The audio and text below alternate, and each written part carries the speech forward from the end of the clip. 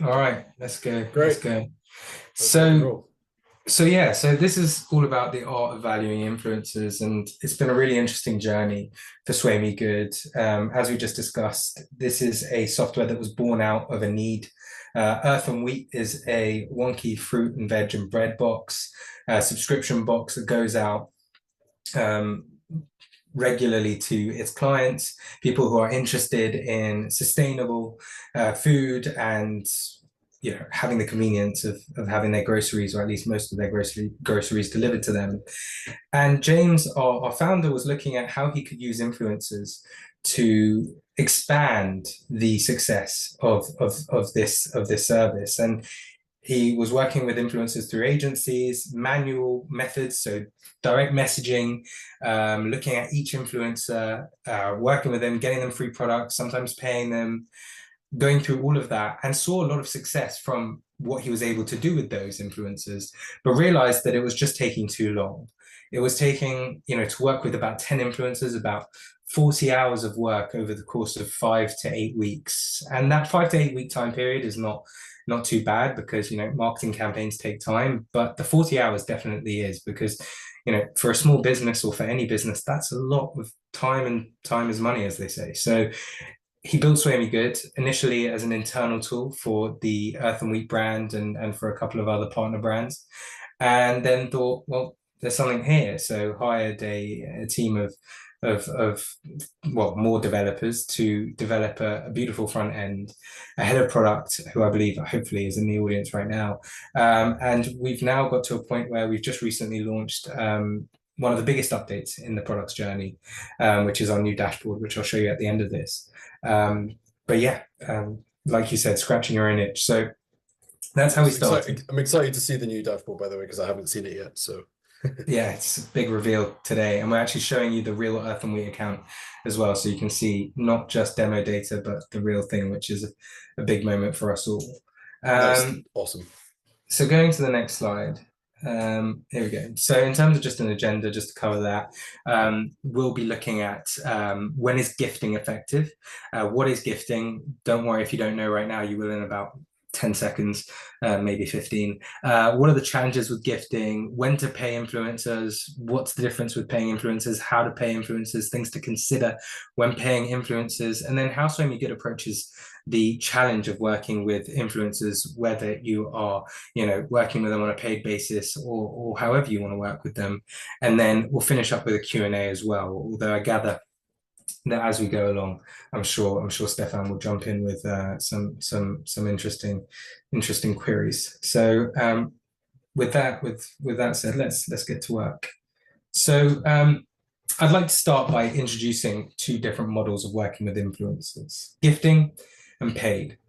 Gifting is where products are given for free in return for content and recommendation.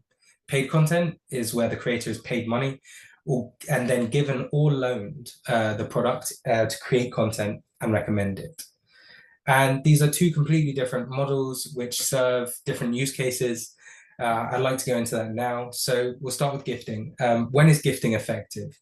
So ultimately, gifting is great for products and services with high unit costs. I mean, ideally from established brand names. For example, if you're Apple and you go to a tech influencer, music influencer, whoever it may be that's relevant, representative of your target market, and you say, do you want a new £250 pair of AirPods, right? They're likely to say yes because they probably could do with them. They know their value, even if they don't want them. They know that £250 brand new AirPods can be resold on eBay for £250 probably, or to a mate. Um, and so they're likely to take it. Equally, sorry for any sirens going past, I live near a fire station. Um, Equally, if they are offered a whole basket or haul of clothes from Pretty Little Thing, they're also probably quite likely to take that up if they're anyway a Pretty Little Thing client, because it's a huge brand with recognition, and they might even get some clout on social from being partnered with such a brand. And by leveraging the value of that product alone, brands can recruit influencers and agree terms whereby they deliver a certain piece of content in return for the gift. And it's a great way as well. Another massive thing with gifting I've always found is that it's a great way for recruiting influencers who are would-be clients anyway, people who are genuine evangelists for your product and anyway wanted to work with you. So I've always found that there's a certain sort of piece of sort of genuine, there's a genuine factor when working on a gifting basis versus a paid sometimes. But in summary, it requires them to know who you are and what you do. Yeah, so if I would probably put this into two buckets, right? So it's either going to be they really, really like what you're doing, or there's some desirability and like inherent value in the brand already for on a more kind of generic scale. So Yeah. like yeah, for if you know the product is really good and most people want it, then it'll work really well. Or specifically is very much aligned with something that they really like. It's more resonant with the niche that they're probably creating content for as well, right? Yeah, exactly. So if they're, interested in gaming, right? PC gaming, we had a client who was looking to give out on a gifting basis, and they were looking to pay because they wanted specific influencers. We'll go into sort of the benefits of that in a second, but they were giving out, I think, 12 to 15 or £1,600 gaming PCs, not loaning, but giving. And even those who aren't familiar with that brand, they know that they're getting a piece of equipment they've got to make one video with, and then they can stick it on eBay or whatever and probably get £1,000 for it at least. So they know there's inherent value. The components in that also have inherent value, and it's known. But if we look at sort of moving on to the next slide, which is what are the challenges with gifting, when we look at lower cost items or cheaper technology items, typically, well under £150, which I'm told, I believe, is the official sort of gifting definition by HMRC, which is always a great sort of line to draw. This can be difficult because people are creating content, and creating content, good content, takes time and requires video editing. It doesn't necessarily require expensive gear. I mean, an iPhone nowadays that people probably have anyway has a good enough camera typically to shoot in 4K and all the rest of it. But those little fluffy microphones that every influencer seems to have, those, these can cost, £300 easily. So there's a certain value of what's being provided from an influencer basis, that, your brand new protein bar or a case of your brand new protein bars won't necessarily cover, even if you are a well-known brand. And if you are a brand on the rise, you're a startup or you're just small and you're looking to grow, you're entering a new market, which is a great time to use influencers, by the way, you have less brand equity than your established competitors. So, for example, a lot of influencers would be actually quite happy to get a few cases of Coca-Cola, Coke Zero, or whatever new flavor they've come out with as part of a gifting job, just because that's giving them a lot of clout. They can now go to other brands and say, I've partnered with Coca-Cola. I'm a Coca-Cola brand ambassador. I didn't get paid for it. They don't need to say that, but that's, a big name on their CV, almost like a good internship. But an influencer will likely not see the same value if you've just created, brand new cola drink, and you're offering them a case of that. They're going to be like, yeah, but, why? Right?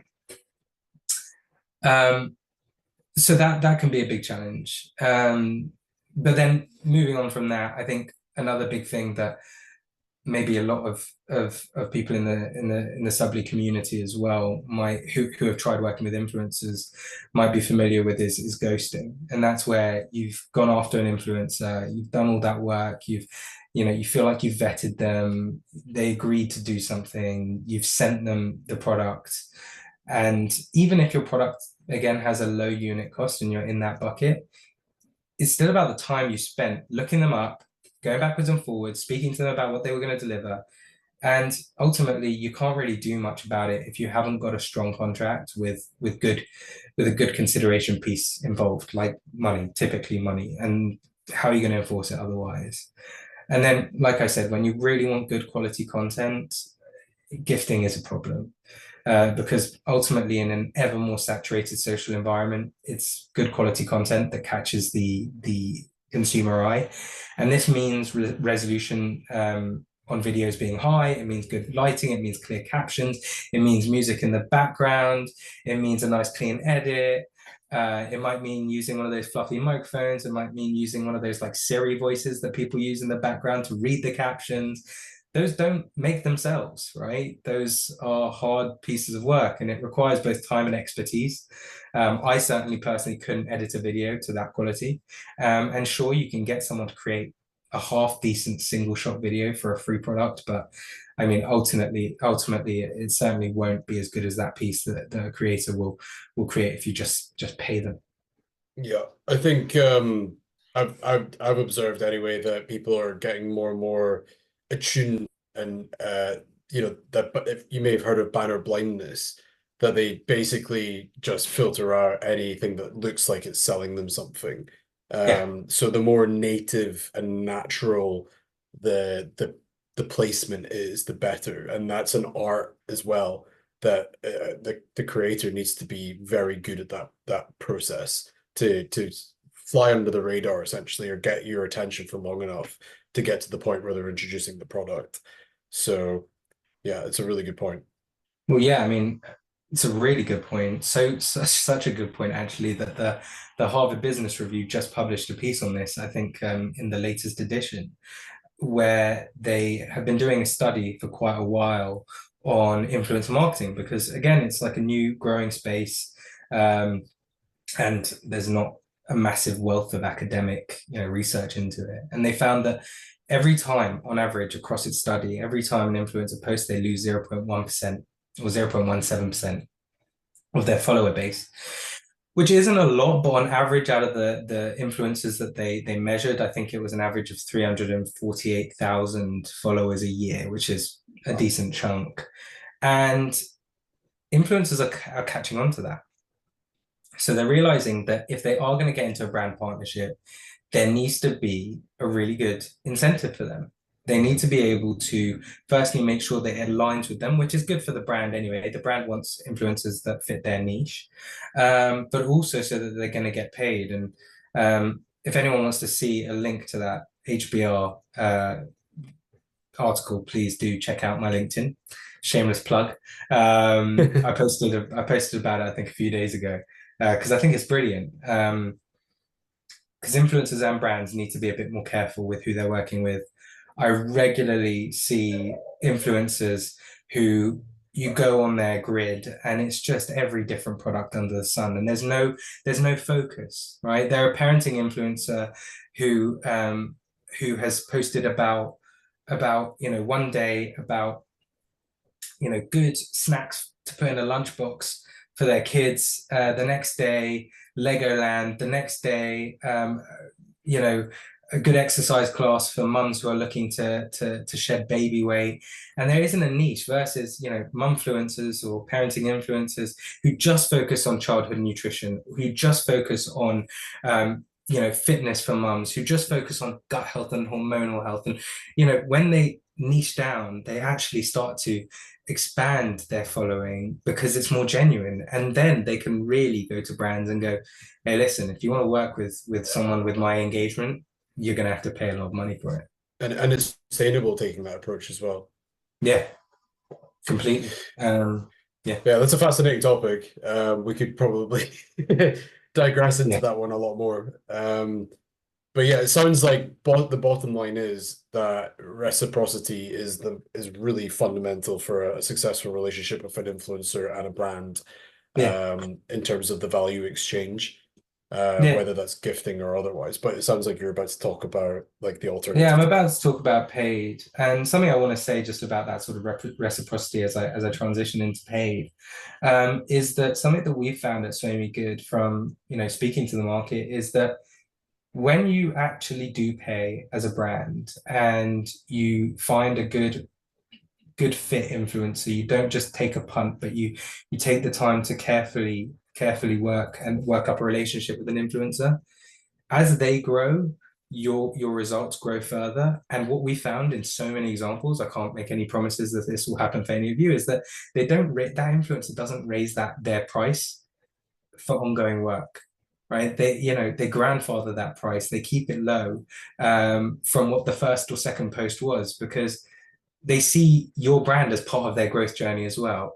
So that sort of mix is really important, and I think that comes into paying and how you can pay. But I mean, ultimately, in a world where brands are rightly looking for niche, perfectly on-brand influencers, those that fit the bill are able to set their own prices to a strong extent. And I mean, looking at more control or ownership over process and quality, access to licensing, and getting the right influencers is really why paying for influencers is now becoming almost a must. I would say it is a must already, but we'll see. Influencer marketing has introduced a huge opportunity for brands. They can now manufacture social proof and even induce virality if they play their cards right and they're really careful with how they work. But on the flip side, it's also raised new challenges. Influencer marketing might be the first thing that marketers now have to outsource to non-professional entities. So what do I mean by that? Well, if you need a new logo, you find a graphic design agency or a freelancer, you check their credentials, you see the previous work they've done, maybe they provide you a reference or a testimonial, you work up a contract or they have an agreement that they've already got because they're a professional entity.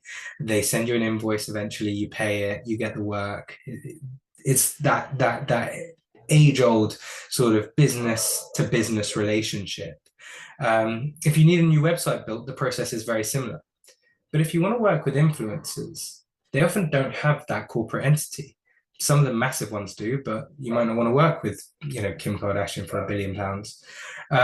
So therefore, you might not have a watertight contract that covers everything from adherence to the content brief to content license ownership rights. And if you do sort all of that out, the invoice they send might not be in the right format for your finance team or your accountant. And for the most part, influencers are just people. So this whole relationship of managing them, making sure they adhere to deadlines and their requirement or their feeling that they need to have a good sort of reputation is something that that can't be banked on when you work with an influencer as you would with a business. And I think from there, it's important that you leverage a fee, or businesses leverage a fee to get certain controls in place. And what are those controls? Like you see here, ownership over process and quality. If the brief isn't adhered to and you've paid them, agreement has been breached, you can move on, or more likely, when you ask them to fix it, they actually will because their fee is at stake. Who owns the license to the content? This is one of my favorite topics to speak on, but I'm sure we could do a whole webinar on it. But so I won't go into it too much, but I'll cover it briefly. I speak with brands every day who have had to argue with their influencers months after the fact because content has been repurposed for a paid ad. The influencer has seen it and said, what rights do you have over that content to use in that paid ad? Pay the influencer, include the ownership rights of the content in that agreement, ideally for your brand in perpetuity, so you don't have to remember to take it down or not use it in 8 months' time. So you don't have to have that argument. This might cost marginally more at the time, but it's often worth it. Legal fees of going through a drawn-out dispute will outshadow those fees anyway, even if it doesn't get to a legal dispute. Just the time you spend having to go backwards and forwards so that influencer who has influence doesn't post negatively about your brand or take some sort of, revenge on you that way. It's just worth that small extra cost to say, hey, can we just talk about ownership rights over the content, please? Great, have that in the agreement. We have those forever. This belongs to us. Thank you. And running influence, and sorry, just moving on from that, in terms of fees, running influencer campaigns is extremely time consuming. So like I said earlier, we estimate that a campaign uses 10 creators, requires about 40 hours of work over 5 weeks, if going about it manually. So why spend all that time working on a campaign just to have influencers go quiet on you as they have no legal or strong requirement to deliver on a gifting basis? And so in general, this is a rapidly growing and a highly active market, and brands are having to navigate this whilst also keeping a strong eye on all the compliance regulatory pieces like tax, advertising standards, data protection, GDPR, compliance, and having a tight legal agreement in place with proper financial consideration forces a brand typically, or forces you as the person running it, to keep a strong eye on all these factors when building the partnership, because you're putting together an agreement on paper anyway. So you're probably going to stick in quite a few things that you wouldn't if you were just doing it verbally. So finally, for the most important part, I think, of this presentation, this all does raise the question, well, once you've decided that you're paying the influencer, how can you use data to do it properly, estimate a future ROI? Yeah, just before you go into that, Yeah. I have to say, like, it becomes a no-brainer when you weigh up the pros and the cons of gifting versus money, just paying for the post or the tapping into their audience essentially. I think this one's probably quite a frustrating and tough pill, and an ugly truth for smaller brands and businesses who are looking for um, asymmetrical wins, especially when they're, you know, uh, cash poor, right? They've not got a lot of money to deploy. And the idea of giving free product is just very appealing because it's like, oh, if I give free product, then that looks like an asymmetrical win. But actually, what you've basically systematically done is broken that down as being like, it's probably not worth it actually. Like the amount of the cost to the business in terms of like the product, the time, the prep, and sure you might be time rich, but actually are you really when you're trying to start and grow a Yeah. business, you're not really that time rich. You want to use your time effectively. So it's definitely something to be considered. And it's probably an ugly truth that like money talks. Like it unlocks all these other benefits in that process. But I'm guessing even as a smaller business, you still have the opportunity to work with smaller influencers, and that your algorithm can help to actually determine that and make it affordable as well for smaller brands. So anyway, Yeah. I just wanted to add some comments on that. Yeah, no, absolutely. I think time is one of the key considerations. Smaller businesses are time poor.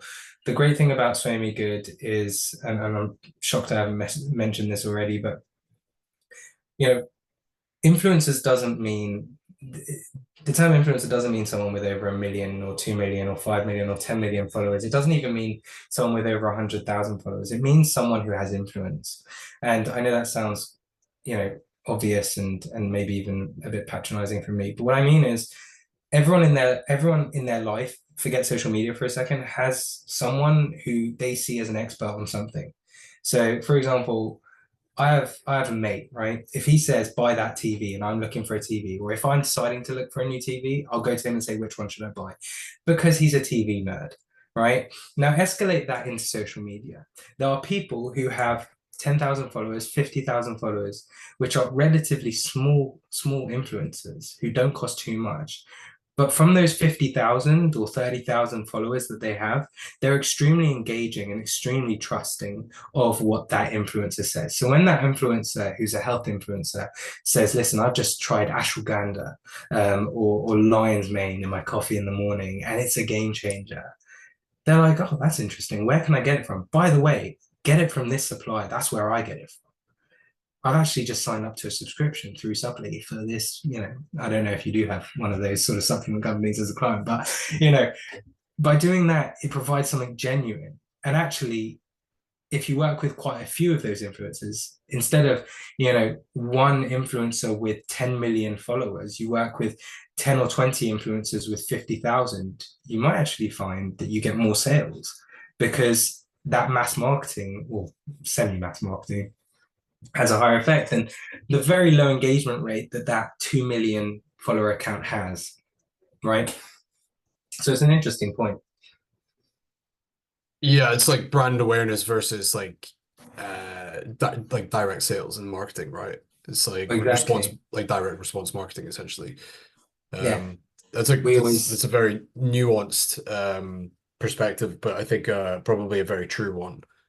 yeah, we always joke about, looking at Mrs. Hinch, one of the most famous British influencers, because she's, when she talks about cleaning products, people buy them. I know I have in my house. I didn't buy them myself, but cleaning products that have been bought just based on her recommendation.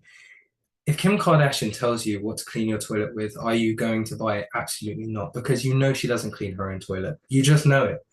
And anyway, if she says something's good value for money, you also know that what does she know about good for money for value? This is a person with about a million times the disposable income that your average Joe has, probably a lot more than a million times. And therefore, what's good value for money to her? Yeah. Credibility, believability.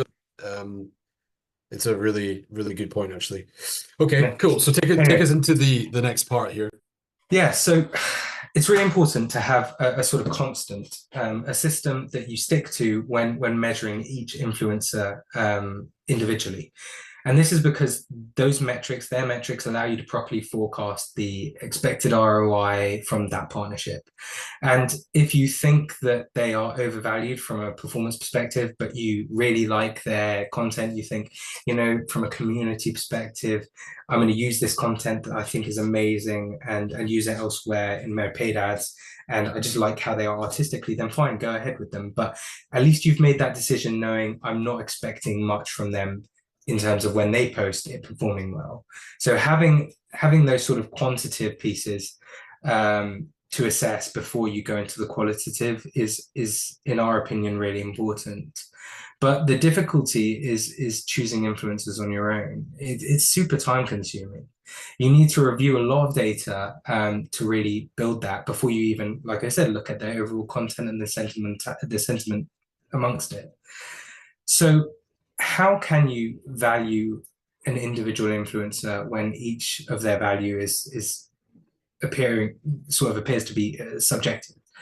And what I've done is built up a little bit of a level system, because I want to introduce everyone into this, lightly, but show them where they probably should be with it.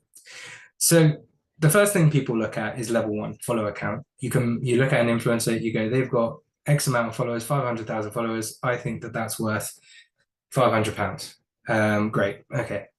Not great, actually. Because then we introduce level two, which is take that number and then compare it with the amount of accounts they're following.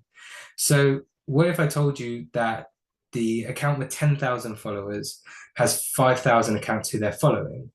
Well, that's not so great, because often what people do when they're trying to pump up their follower numbers is they rapidly follow and unfollow loads of accounts, because when those accounts get a notification that they're being followed by someone, they might follow them back, but they don't get a notification when they get unfollowed, so they never unfollow them. So you have an account who's been following loads of people rapidly and bumping up some of their numbers with these fake followers, because those people didn't follow the account for their content. They didn't follow the account because they were interested in what they had to post. They just followed it because they were followed. And therefore, they're not representative of, a good client because to your business, because even though that person talks about what you do, you sell car exhaust and they're a car influencer, their follower base doesn't necessarily have that. So that moves on to level three, which is where you take it a little. Sorry, go ahead.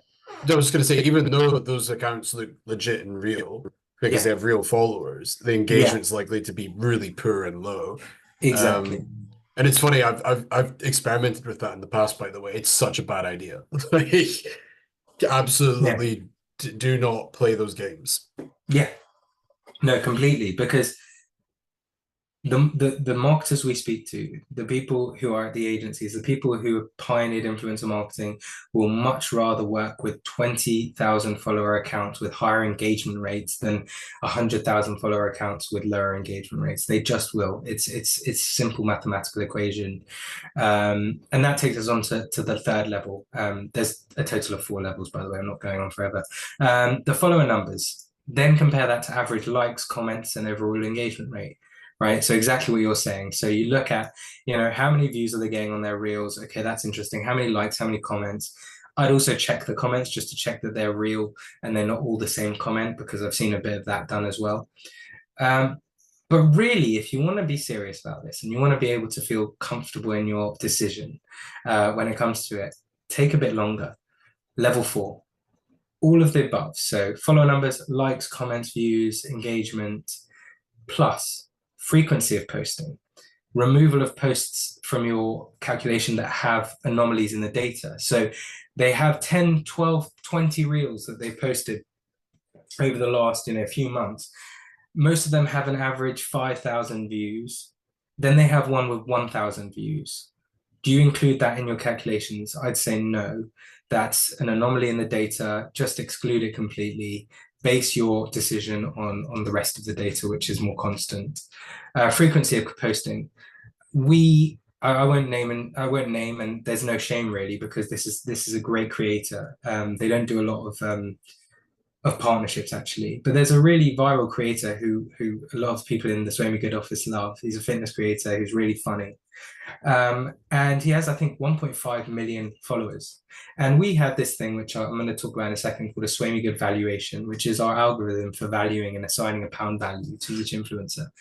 And I was like, oh, I wonder how much so and so is worth, right? 1.5 million followers, and he's got genuine engagement, by the way, because he's actually famous. People are talking about him in our office. So I ran it through and it was like £1,500, which is unbelievably low for an account like that. It should be in the tens of thousands of pounds minimum, right? So I took that to James and Jan Fan, who authored the algorithm. I'm like, why has this account got such a low? Is our algorithm broken? Like, do we need to look at something?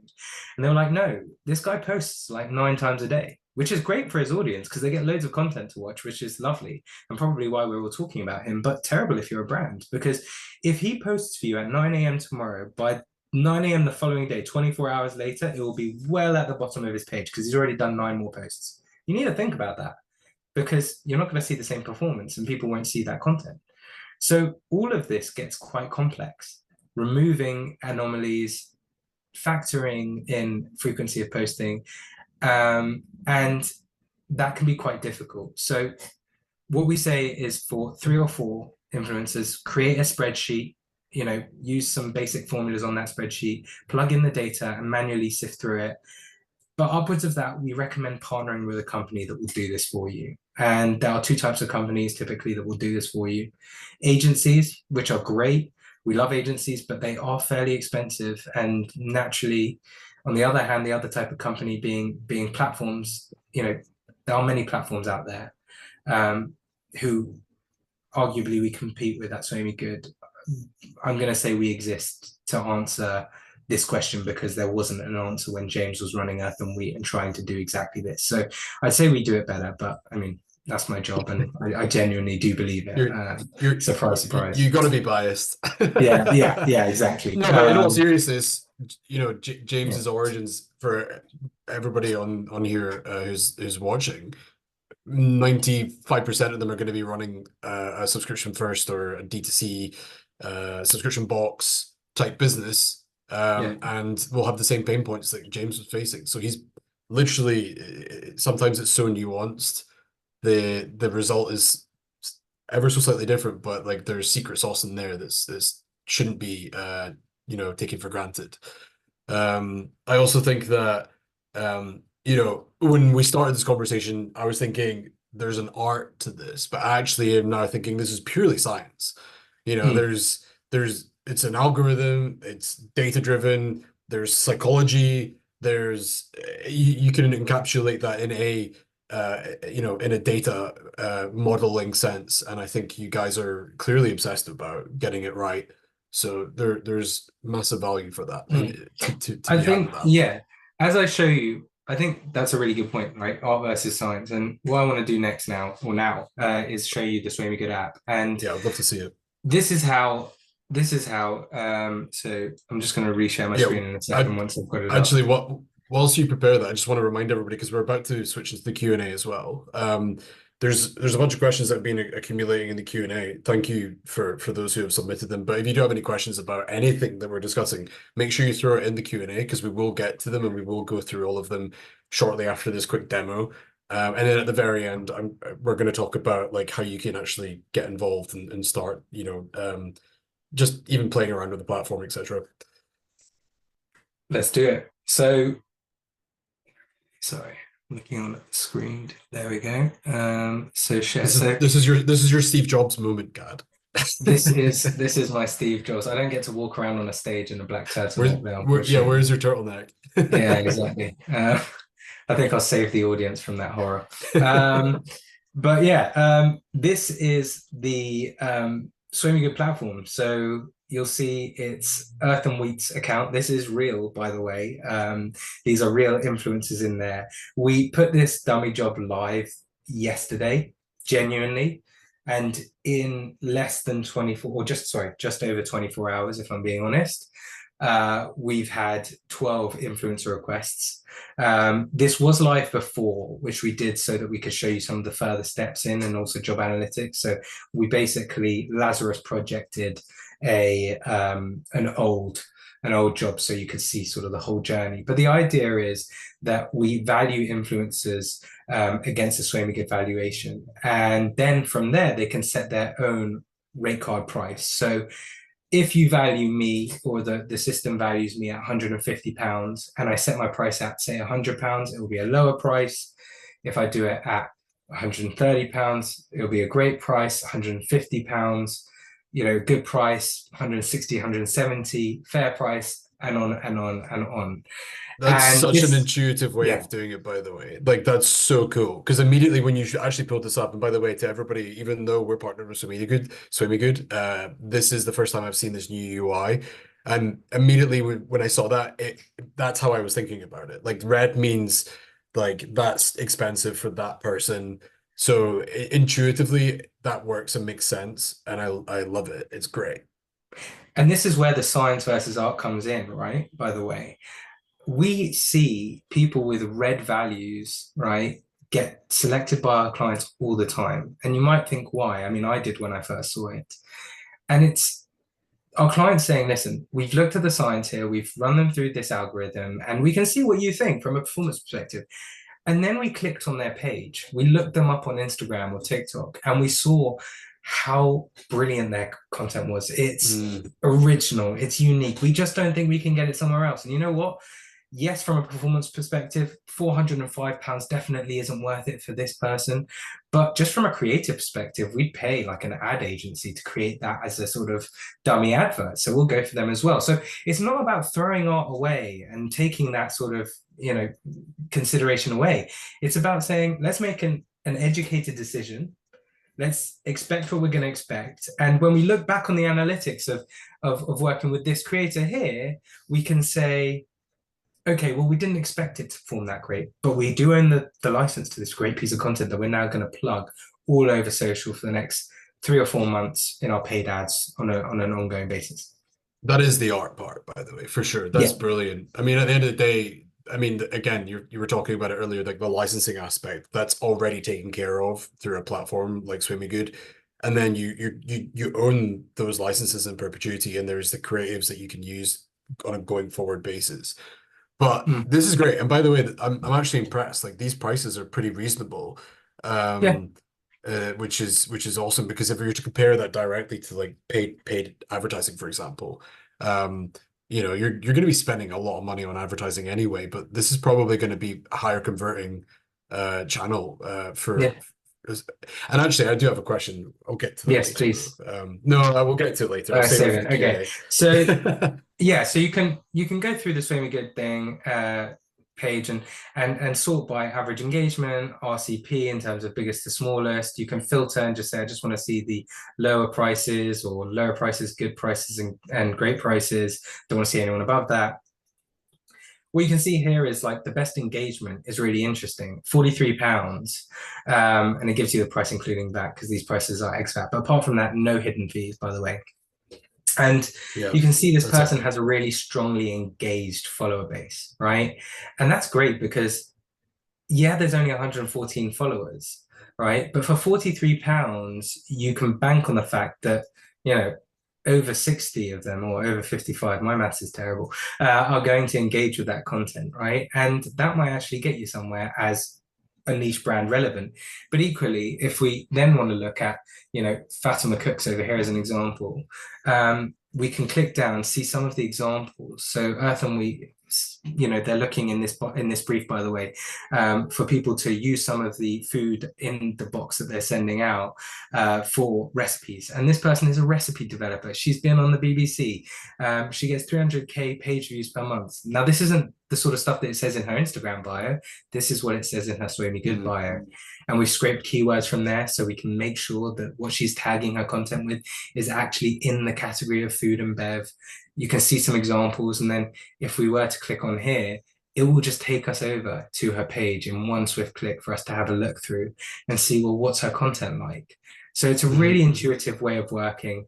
If you then want to work with her, you can just select her here, and you've looked through a few of them. You might have even tagged them to work with your other colleagues. You click, 3 of them, and then you can either accept them, or if you want to reject them for some reason, you can do that as well.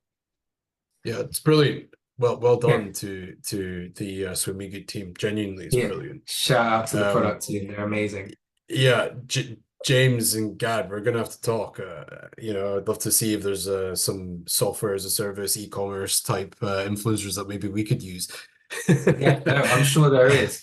We have over 13,000, I think, now as of the last check. What was your reach? It's like 100 million aggregate reach. 115 million is our reach. Or over that, sorry, but that's like the number last check. But yeah, once you do that, naturally subscription boxes, if that's your business, will involve a box. So product shipment, I can't show you this because there's 0 in that stage, but I'll just tell you, it gives you their address in exactly the format you need it. You can print out a Sway Me Good assisted shipping label if you want. You can do it yourself if you want. You can ask them to pick it up for somewhere if you want. There's so many options. It's so easy to do. Then you wait for their content to come. Again, no one in that stage, so nothing to show you there. But it doesn't matter because when you get their content through, you can actually see it. And this is a super important part about paying influencers. We spoke about, sorry, this is a bad example. This is a good example. We spoke about why are you paying example? Because you need that control. Well, let's look at what that control looks like. Here, an influencer has shared their content with their caption and the hashtags that they're going to have for you to look at. And I've turned off the sound to save our ears, but the idea is you can hear it, you can look at it, you can compare it to what you asked them to do, and you can feed back to them and say, hey, listen, I need this to be longer, or I need you to include this hashtag, or you misspelled something there, or, you dropped the F-bomb at some point in your video. I didn't like it. There's so many options out there just to make sure that you're getting what you want, right? And then once you approve that, it will then get, go into, again, no one at this stage right now, but people, it will then get, tracked so that when they post it, it automatically starts collecting analytics. And again, we talk about valuing influencers, taking that science and data-driven approach. Well, how can you do that successfully without being able to have processed data? You can ask them to send you it if you're doing it manually, really difficult, or you can just partner with someone who's going to scrape that data. And that's what we do here. You can look at each creator's individual data because loads of brands like ongoing partnerships. So you can look at this data, look at the approved post, it'll show you the content. You can download that piece as well for use elsewhere, like we spoke about. You can see everything. And then if you want to see the analytics for the whole job as a whole, I believe that was the variety bread campaign, it will just give you a nice little summary of all the creators who have posted for that job. I believe that was 22. It will take a second because it's scraping all the data. And here we go. Total reach of 1.7 million almost.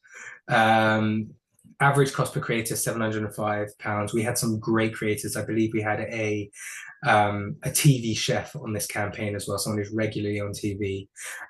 Is that like average spend, or is that per post per creator? That's per creator on this campaign. So that'll be average per post on this campaign. But the cost per 1,000 impressions was £7.98. That's so cheap.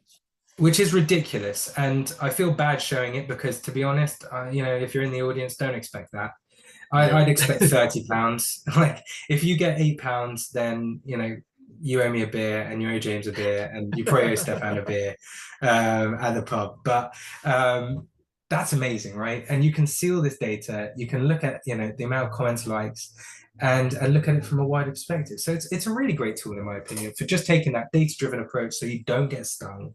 And then also, just the final piece, because I think it's important is when evaluating, there are certain pieces that I don't think someone who is running a business as a business person myself, I work in the business part of, the sales team, the marketing team. As Swami Good, I'm not in the product team, I'm not the sciencey guy. So hopefully relate to a lot of you who are running these subscription box businesses out there in the audience. You don't necessarily know how to figure out who's a bot or not. It's really hard to build in that trust and understand and know what to look at and filter out all the fake and fraudulent and scammy accounts. Some of them are obvious, but loads of them really aren't. We have a tool which makes sure that we're able to devalue those so that you don't see them or that they're clearly labeled as not people you want to work with. Right. Yeah, that's fantastic. I think it looks like a great platform and a real answer to the challenges that you've described at the beginning, because obviously you guys have got a lot of experience, and as I said, it's a scratch your own itch situation where. So just for those who don't know, it's, James, the founder of Swim Good, is also the founder of Earth and Wheat, which is a wonky food bread specifically subscription box, very successful one at that, and they use Subly. So there might be a few people in here who don't know what Subly is. So let me just give you a really quick introduction. Subly is a subscription e-commerce platform. That's it in a nutshell. Everything you need to run your subscription business on it. Earth and Wheat are actually using Subly, and James built Swimmy Good as a scratch your own itch, solution to his problem with regards to influencer marketing, which worked really well for Earth and Wheat. And I'm sure we'll talk more about that on future webinars and dive into some case studies and stuff like that. But yeah, just so everybody knows, Swimmy Good and Subly have partnered. So if you want to use Swimmy Good, you can immediately provision your account by going into the App Store. But now I'll talk about that in a bit more in a couple of minutes. We'll dive into the Q&A just now because I do want to answer some of these questions. And then we'll talk about how everybody can benefit from using Swimmy Good and how they can get it with the special offer that we've got going. So let me just start going through these Q&A questions. I'll just ask them on behalf of the users and you can answer them. So the first one is from Kathy. Does Swimmy Good have these legal agreements built in as part of their platform? So talking of like licensing and things like that. Yeah, absolutely. So we have our brand T's and C's, we have our user or influencer T's and C's. Those influencer T's and C's cover what happens to the content when they get into an agreement with you. Furthermore, the other legal sort of parts to be aware of is, interestingly, what you saw there with the applications on that demo, that was a Swimmy Good job.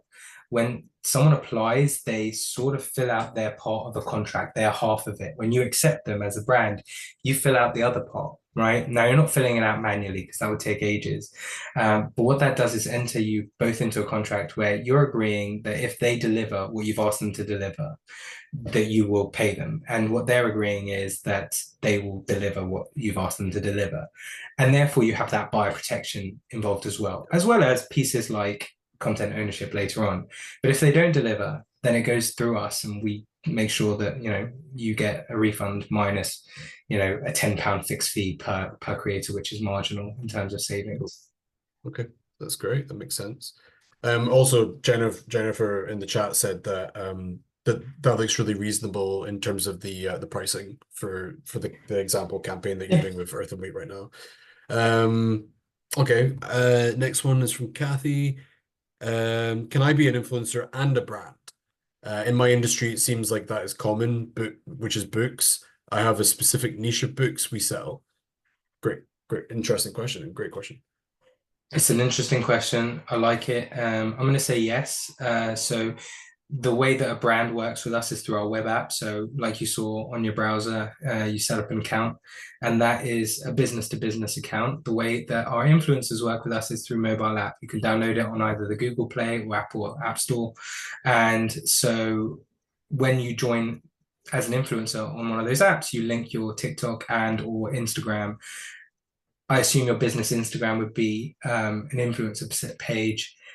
It's an interesting thing because I think as a business, it's difficult to get influencer jobs because brands typically want influencers to be real people, right? So if this bookstore or this book collector or this business in wherever you are wants to work with a brand who's relevant to it, it's not going to be as enticing as someone who just is a person who talks about books a lot, right? Because it's a different sort of relationship with the audience. But yeah, fully possible. So give Would it a you have to go. have two separate accounts, or could it be done through the same You would account? anyway have two separate accounts because an influencer account is completely different Got it. from a brand account.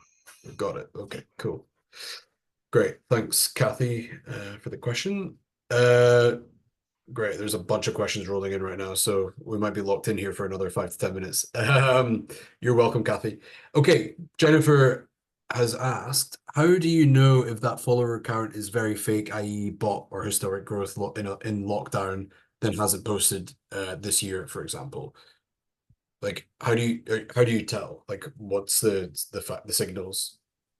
Yeah, so I mean, ultimately, what you should be valuing, if I was able to sort of distill this down to one sort of tiny piece of advice and simplify it, what you are really valuing in an influencer is their engagement, right? You are paying an influencer or engaging with an influencer, however you're engaging with them, to say, I tried this subscription box and it's great. It's great for my thing that I need it for, and I love it.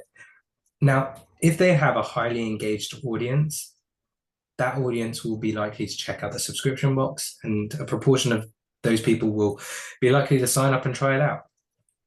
So if someone hasn't posted for a year, they don't have a presently engaged audience because Mhm. they haven't done their side of the engagement. Equally, if someone does post maybe every day, but they get one like, that's not a very engaged audience. So what you should be looking at is less the follower number and more the engagement number. Typically, the engagement number is lower than the follower number by quite a margin.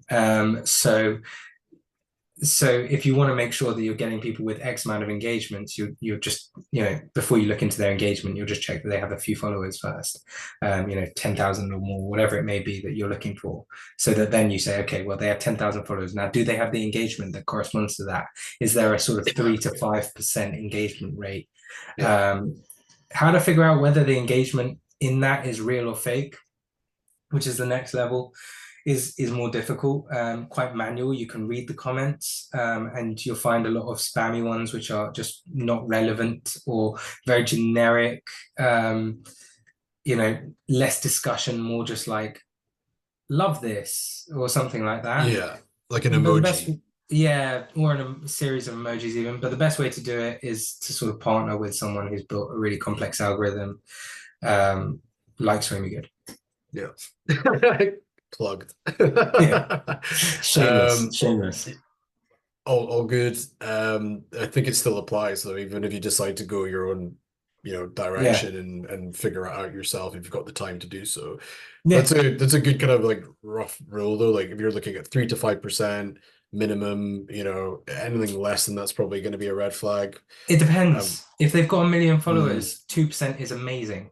Two yeah, percent is like great. fair. They're massively overachieving.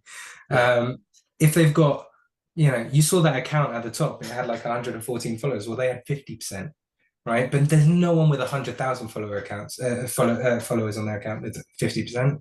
yeah. It's a scale, so it's more complex than that. But I'd say as a general rule of thumb, sort of micro, sort of medium-sized influencers, anywhere between 2 and 6 is good. But We won't hold you to it, don't worry. yeah, it's difficult. It's Yeah, difficult. no, fair. It's a you've kind of explained it well there, I think. Yeah, Okay, Jennifer's asked another question.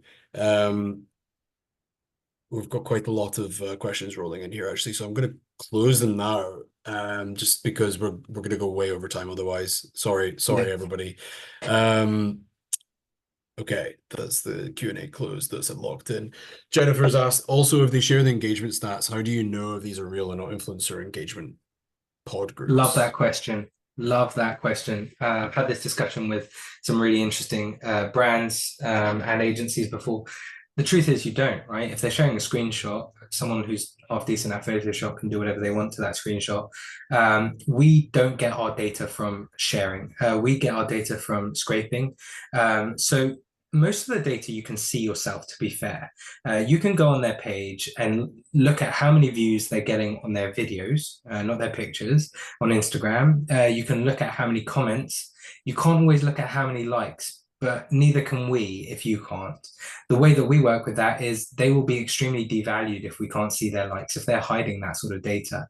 In the same way that if they're a private profile, they're going to be just devalued to the minimum with us. And I would advise you take the same approach as we do. So like if you see someone who on every post or even just the recent ones has hidden likes, just it's a risk. But you should be able to see views, you should be able to see comments with the naked eye. And then the sentiment of those comments you can read. Yeah, Jennifer's just said, yeah, I've had a lot of influencers that have a box, then they post a follow for follow train temporary Oh posters yeah, sign up yeah. for a Follow gift for thing. follow Yeah. is notorious. It's something that our algorithm actually filters out. It's really difficult to weed those out sometimes. But yeah, I mean, I can only say that we came up with our product for The this solution for reason. that. Like, Yeah. yeah, that's all I can say on In conclusion, check out Swim Be Good. Okay, that. so Melissa's asked, as an influencer, do you have to pay to be a part of the app? Great question. My answer is you No, I was going to say you should, but you don't. It's a great Maybe place one to be day. as an influencer. It's the land of milk and honey. It's paved with gold. There's so many opportunities on there. So yeah, you don't have to at all. It's just somewhere that we want to build a community. We don't want to we don't want to gatekeep how many people come through as influencers, whether that means gatekeeping them by asking them to pay, or gatekeeping them by saying if you have less than 1,000 followers, we won't have you on our platform. What we want to do is verify and value influencers so that you can filter out the ones that are small. Yeah. You can go on that dashboard, get rid of anyone with less than 50,000 followers or 100,000 followers who have applied. And then you can look at the ones who fit that sort of that range, Well, it's a right? marketplace, right? It's a marketplace. We want to make it simple, and we want to make people also understand that, we put little on that job that I showed you, couldn't see it, but we put these little hazard signs when there's anything that's a bit weird. Like if someone with a private account applies to a job that's maybe good, it comes up with a little hazard sign, and you see straight away you can't see any of their data. Yeah. Those people, they never get selected because you're protected from them as a buyer. Yeah. Yeah, I mean, ultimately, it's a marketplace, and I think one of the things I was going to say is like it's accessible in the sense that it depends on what your objectives are. Where you can go for the smaller influencers if your budget constricted, or you can go for the bigger ones. So I think that's the beauty of it. Yeah, free market, but loads of education. Yeah. Loads of education. Anyone can come and peddle their goods, but we will highlight you if you're not legit straight away. My camera has decided Your to camera's die. just decided no. Yeah, hold on 2 seconds. Let me just read. Sorry. No, it's okay.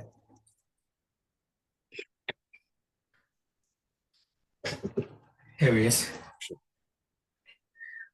Yeah, sometimes that happens on Zoom. Okay, Alfred has asked, joined the call late. Oh, he just made a comment. Joined the call late. What is the typical commission rate or percentage should we expect to pay per sale or transaction from an influencer? Ooh, great question. I'll be really, really quick with this one. It's not something we covered in this webinar because it's a third sort of model. So we talked about gifting and paid. What you're talking about is affiliate marketing.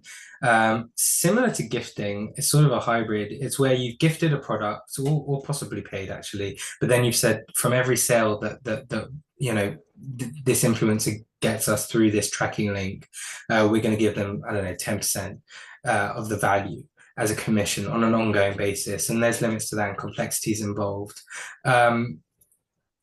What's the percentage? I can't answer that because it depends on the value of your product. If it's really high, unit cost, then lower, and if it's really low, then higher.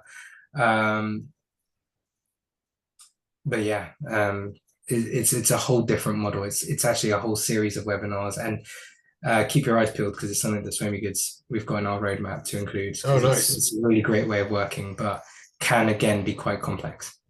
Cool. Well, I'm looking forward to talking about that one further in a future webinar. Yeah. Alfred also added a comment saying, my vetting process for influencers in the past has included commenting with a question on one of their latest posts and seeing if they actually respond and engage their audience, which is a great idea, actually. Simple. Simple, yeah. I like it.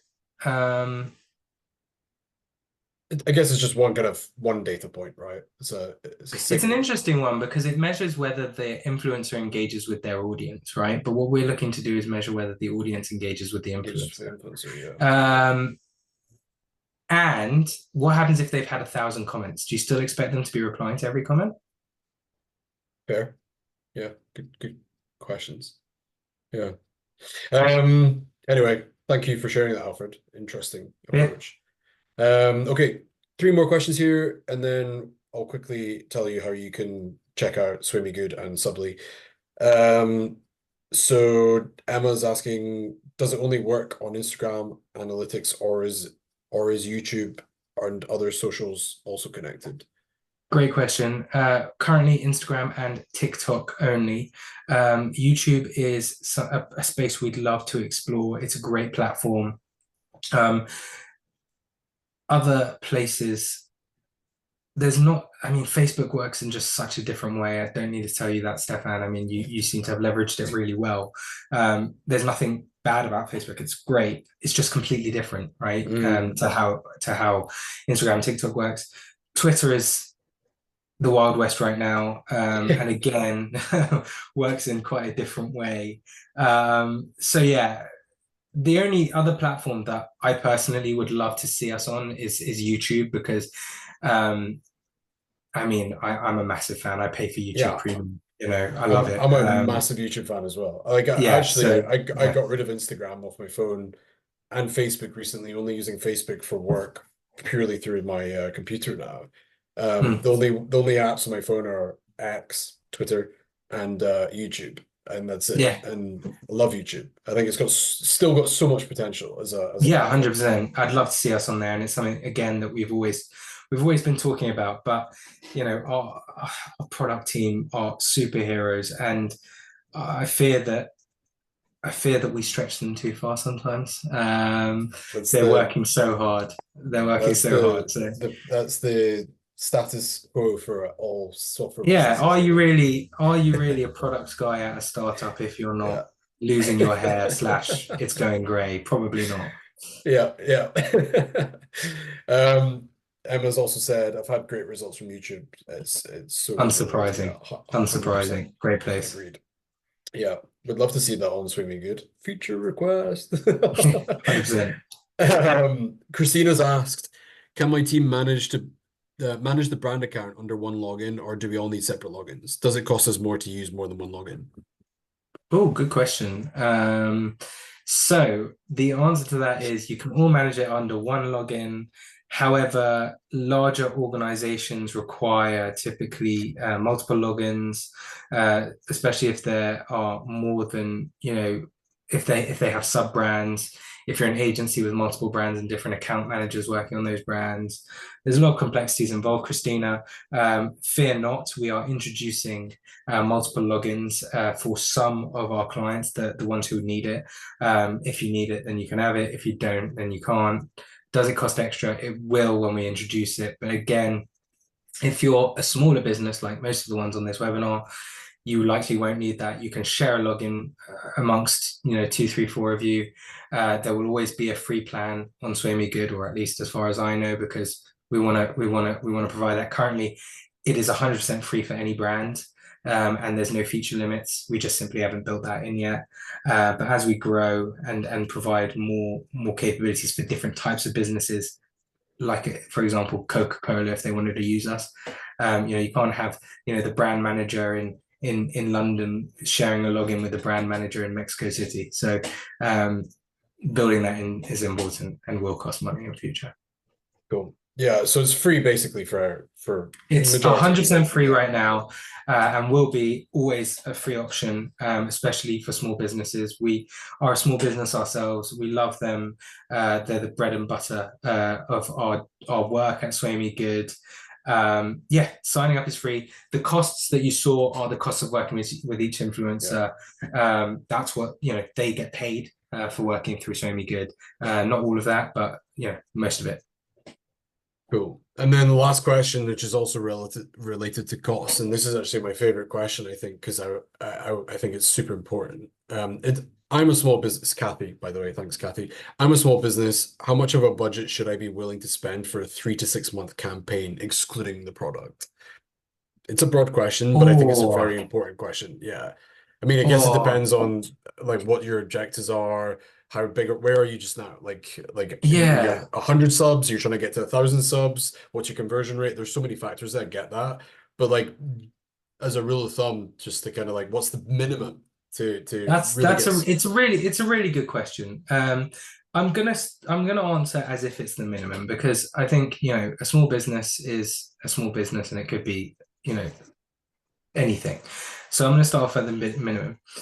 You can work with 1 or 2 influencers on our platform for a few £100s. You saw how much they each costed on my demo. Is that going to be profitable? Is that going to be likely to return a good ROI or ROAS? I'm going to say probably not. It's a lottery. The idea here is you want to be working with a good 5 to 10 influencers per month over that 3 to 6 month period. In which case, you probably want to choose one influencer who's a bit bigger, and then a couple smaller, and then the rest which are micro. And then you have a lot of content, a lot of people talking about it. You are sort of massaging the algorithm, and you can repurpose a lot of that small influencer content whilst getting the reach of the big influencers. I think realistically, you're probably looking upwards of at a strong minimum, probably upwards of £800 per month. You can do with less. You can warm it up. If you're nervous about the actual system working with Sway Good, and you just want to check that the buyer protection exists and prove what I've talked about, work with one just to prove that works. Just don't expect that that's going to change the game and you're going to get loads of subs, new subs and followers and everything else. But if you want to actually get a lot of people signing up to this product that you sell and signing up to your subscription, I'd spend a minimum of £800 a month over 3 months at a very strong minimum. 6 months, great. And then hopefully prove a point there and spend even more in the next period. Yeah, I think if I were a really small business and I'm like, where do I put my chips? Where do I put my money? I really like the idea of like, okay, if we choose like 3 influencers or 6 influencers at the basically, I don't know, maybe like £500 per month, right? Call it like that. Small influencers. Then you're walking away with 6 pieces of content every month. So the loss is actually the downside is managed. You actually have free content, not free. Yes. You're paying for content that's good quality. Yes. You can reuse that in the future. You can build a wall of love. You can do all this stuff with You're paying for social proof. You're paying for social proof. Exactly. You're paying for social proof. You're paying for content. But then you've also got the potential upside of, well, one of them might have a really, really good approach. They might have a very engaged audience, and you might actually pick up a number of subscribers. And that's just additional. Like, I think that's a really good kind of approach going in as a smaller brand. And then you build up those relationships as well with these influencers. So yeah, I mean, it's hard. I get it. As a small business, it's tight, especially in this economy. It's difficult. I mean, that's sort of why we created our business, though, because it is tight, especially for small businesses. And if you are going to spend that 500, 800, £1,000 a month over 3 to 6, every month for 3 to 6 months, you're not going to get very far if you work with an agency because they do cost more than that. And if you And work you're going to be, manually, and you're also, by the way, we've learned this the hard way. Sorry to yeah, interrupt you, but like working with an agency, if you're not spending an equal amount to their bigger brands, they're not going to give you the attention. So that for every dollar that you spend, it's worth more to you. It's worth way less to them relative to the other people that are paying them more money. And therefore, potentially, it's just you're burning that money. That's my experience of potentially. agencies. Yeah, I mean, I'd like to think that there are good agencies out there. I know some out there who are really, really great people, and they always sort of perform in good faith. But I think regardless, agencies are people that they're a great service, and they're a premium service almost, so they do cost money, and deservedly so. I think if you're then going about it alone, then you open yourself up to being stung. And how do you know how much to spend, and are you getting it back, and all of that, and how are you even going to measure it if you do manage to do all of that? Well, you've got to process all that data, and how are you going to get that data? If I'm honest, working with analytics tool, there are many analytics tools out there, not just Swami Good. A discovery tool, one that show you analytics before you work with someone and after, and making sure there's an agreement in place is what you need to do. You don't have to do that all through Swami Good. There are multiple platforms that will offer that. Swami Good is the only one that I think will offer you all of that under one roof, and we're free to use, and we don't have a minimum spend. So if I'm It's honest, worth checking out. Kathy, I look forward to seeing you sign up Yeah. tomorrow. Yeah, I was gonna say it's worth checking out. yeah, Kathy you should check it out. I would love to get your feedback on it as well. Yeah, and I'm happy to Later. walk through it with you as well. So Is that the so last speaking of question? that, yeah, it is, and Because actually then that's why that is a great segue to the exactly. thing. Yeah, so we actually have a combined offer because obviously Swimmy Good and Subly have partnered.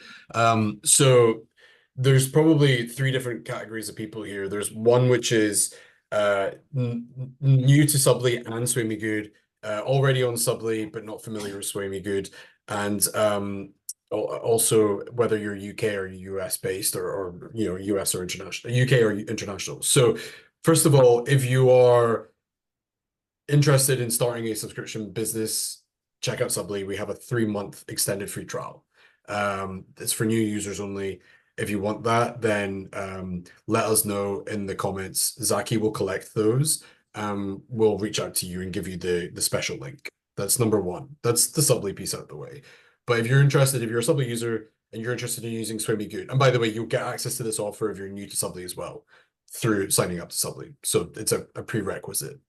So if you're interested in using SwimmingGood, they're being kind enough to give 10% off campaigns off your media spend for 6 months, which is crazy. That's so good, especially right now. And this is for UK users and it's already integrated inside of Subly. So if you're a UK user using Subly, you can go into the admin, go into the App Store, and just click install, or I think it's install or connect account, and it will automatically provision your Swimmy Good account instantly, right? So just make sure you go in and do that, and then the offer will be applied already. If you're not in the UK, sorry, but we do have an alternative for you. The Swimmy Good team are actually going to be rolling out to the US very, very soon.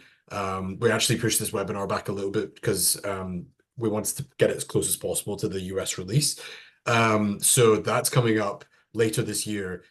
We've got a priority wait list, and this offer will apply still to those people who are on that wait list. So make sure you submit your interest as well.